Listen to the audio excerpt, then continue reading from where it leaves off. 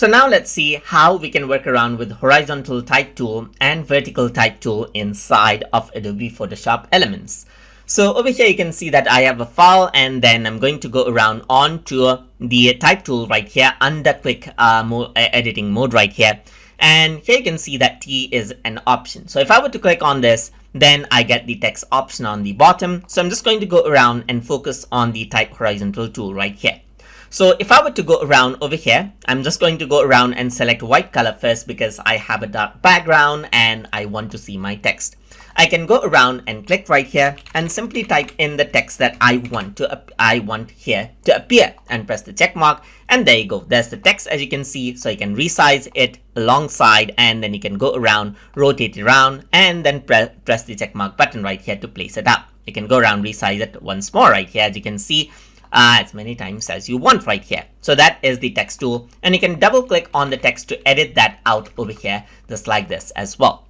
So this is the horizontal type tool. And if I were to go around onto the type tool right here, you can see that there's vertical type tool over here as well that allows you to type in vertically. So if I were to go around and type in tube right here, just like this, then this is what you have. As you can see, you can go around over here. This is tube right here. You can go around and then you can resize this, as you can see, just like this, and this is what you have. You can go around and place it wherever you want.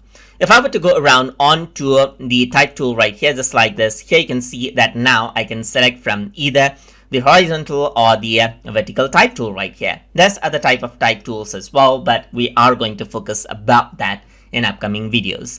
So the other options that you have with the type tool is you can select the text that you want, and then you can change around the type of font that you want to apply to it, and you can go around and change the type of you can change the type of the text over here as well. You can go around, change the text size from over here as well, or you can go around and type in, let's say for example, the size of the text over here, just like this as well. And you can also increase out the tracking settings. Let's say for example, if you want to decrease the space between the letters, you can decrease it, or you can increase it, as you can see, and you can even type in the exact values that you want over here as well.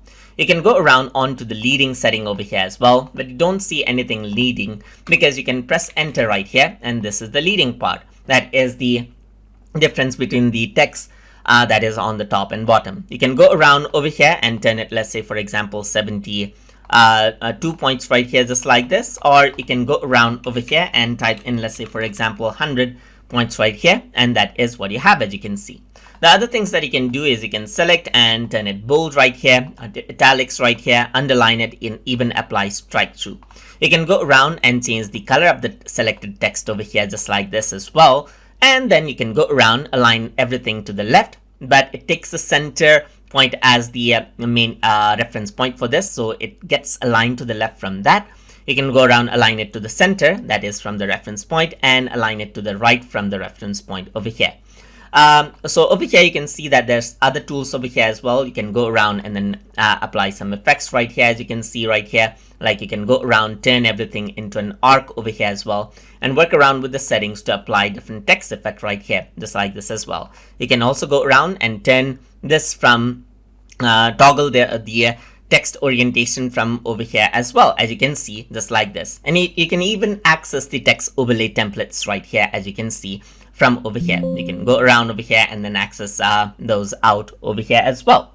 So once that is done, you can see that there's anti-aliasing option that allows you to smoothen out the edges right here. You can disable this so it is more jagged. You can go around and turn it out over here as well. So if you want to learn more about text overlay templates, then you can check out my playlist where I have already covered regarding this. So you can go around over here, press the play, that is the correct button right there, and this is what you have. You can go around, resize this right here, just like this, and this is what you have right here. So I'm just going to go around, press the check mark right here, and this is what you have.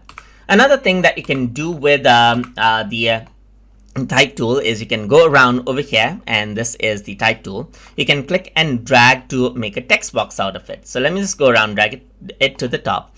I can go around onto the text tool and click and drag right here, and then you can see that this is what you have. So I'm just going to say Twitter, Tube, YouTube channel right here, just like this. So I can go around and select it. And if I were to go around and select out, let's say, for example, the color right here, you can see that it stays within the text box. So you can left align this within the text box, center align this, or right align this, as you can see, and apply all of the effects that I previously mentioned. So that is how you can work around with the horizontal type tool and the vertical type tool inside of Adobe Photoshop Elements. So I hope you guys learned something as always. And as always, please like, comment, share, and subscribe.